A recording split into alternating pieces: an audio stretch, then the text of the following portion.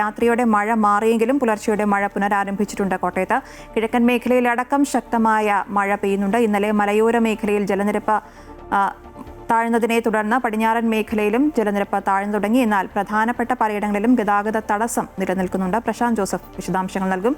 പ്രശാന്ത്, കോട്ടയം ജില്ലയിലേക്ക് വന്നാൽ മലയോര മേഖലയിലടക്കം വലിയ രീതിയിൽ ഒരു ജാഗ്രത വേണ്ട ഒരു സമയമാണോ? എന്താണ് നൽകിയിരിക്കുന്ന നിർദ്ദേശങ്ങൾ? എന്തൊക്കെയാണ് ഇപ്പോൾ എത്ര പേരാണ് ഇപ്പോൾ ക്യാമ്പുകളിലൊക്കെ കഴിയുന്നത്?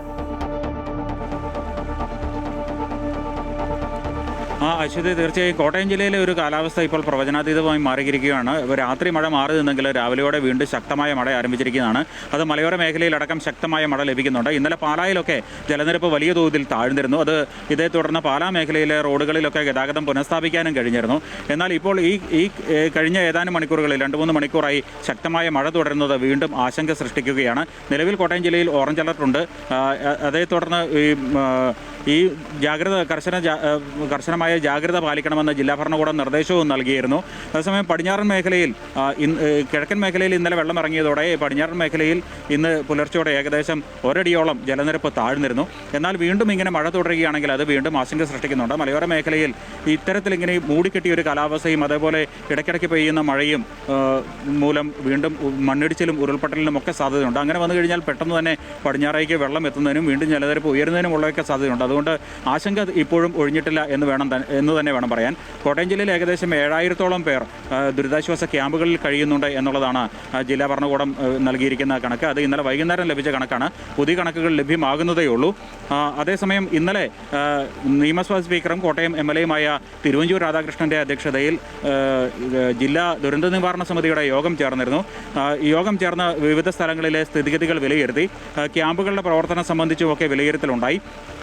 ഏതായാലും വൈദ്യുതി ബന്ധം സാധ്യമാകുന്ന എല്ലാ സ്ഥലങ്ങളിലും പുനഃസ്ഥാപിക്കുന്നതിന് വേണ്ട ക്രമീകരണങ്ങൾ നടത്തണമെന്ന് KSEB-യോട് തിരുവഞ്ചൂർ രാധാകൃഷ്ണൻ നിർദ്ദേശം നൽകിയിട്ടുണ്ട്. കാരണം പല മേഖലകളിലും പടിഞ്ഞാറൻ മേഖലയിൽ പല മേഖലകളിലും ട്രാൻസ്ഫോർമറുകളും മറ്റും ജലനിരപ്പിനോട് ചേർന്ന് നിൽക്കുന്ന സ്ഥലങ്ങളിൽ വൈദ്യുതി ഓഫാക്കിയിരുന്നു. അപകട സാധ്യത മുന്നിൽ കണ്ടാണ് ഓഫാക്കിയിരുന്നത്, വൈദ്യുതി ബന്ധം വിച്ഛേദിച്ചിരുന്നത്. ഇത് ജനങ്ങളെ വലിയ തോതിൽ ബുദ്ധിമുട്ടിലാക്കുന്നുണ്ട്. കാരണം വീടുകളിൽ ഇപ്പോഴും കഴിയുന്ന നിരവധി ആളുകളുണ്ട്. ഗൃഹോപകരണങ്ങളൊന്നും പ്രവർത്തിപ്പിക്കാൻ കഴിയാത്തതും മൊബൈൽ ഫോൺ പോലും ചാർജ് ചെയ്യാൻ കഴിയാത്തതും ഒക്കെ സാഹചര്യം. അതുതന്നെയല്ല, എന്തെങ്കിലും ഒരു അടിയന്തര ഘട്ടമുണ്ടായി കഴിഞ്ഞാൽ രക്ഷാപ്രവർത്തനത്തിന് അടക്കം വെളിച്ചത്തിൻ്റെ ഒരു അസാന്നിധ്യം വലിയ തടസ്സമാകുമെന്നുള്ള ഒരു കണക്കുകൂട്ടലുമൊക്കെ ഉണ്ട്. ഇതെല്ലാം മൂലം സാധ്യമാകുന്ന എല്ലാ സ്ഥലങ്ങളിലും വൈദ്യുതി വിതരണം പൂർവ്വസ്ഥിതിയിലാക്കണമെന്ന് ഇന്നലെ സ്പീക്കർ നിർദ്ദേശം നൽകിയിരുന്നു. അതേപോലെ തന്നെ ക്യാമ്പുകളിൽ പരിശോധന നടത്തിക്കൊണ്ട് ആളുകൾക്ക് ഭക്ഷണവും കുടിവെള്ളവും ശുദ്ധജലവും ലഭ്യമാകുന്നുണ്ടെന്ന് ഉറപ്പാക്കണമെന്നുള്ള നിർദ്ദേശവും നൽകിയിരുന്നു. അങ്ങനെ ഈ ദുരന്ത നിവാരണത്തിനായി വേണ്ടുള്ള എല്ലാ ക്രമീകരണങ്ങളും ഇന്നലെ ചേർന്ന ജില്ലാ ദുരന്ത നിവാരണ സമിതിയുടെ യോഗം വിലയിരുത്തി.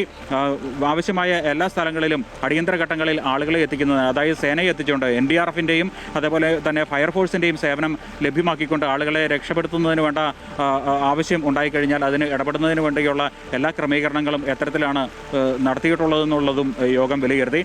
ഇപ്പോഴും NDRF-ഉം ഫയർഫോഴ്സും ഒക്കെ വിവിധ കേന്ദ്രങ്ങളിൽ ആളുകളെ ഇപ്പോഴും പുറത്തെത്തിക്കുന്നുണ്ട്. ഞാൻ ഇപ്പോൾ നിൽക്കുന്നത് കോട്ടയം വേളൂർ എന്ന സ്ഥലത്താണ്. അല്പം മുമ്പാണ് ഫയർഫോഴ്സിന്റെ ഒരു സംഘം ഇവിടെ നിന്നും മടങ്ങിയത്. 15 പേരോളം അടങ്ങുന്ന സംഘം ഇവിടെ എത്തി വീടുകളിൽ നിന്നും ഒരു രോഗിയെ പുറത്തേക്ക് കൊണ്ടുപോകുന്ന സാഹചര്യം വരുന്നത്. ഏതായാലും മഴ തുടരുന്നത് കോട്ടയം ജില്ലയിൽ ഇപ്പോഴും ആശങ്ക സൃഷ്ടിക്കുന്നുണ്ട് എന്ന് തന്നെ വേണം പറയാൻ. അശ്വതി.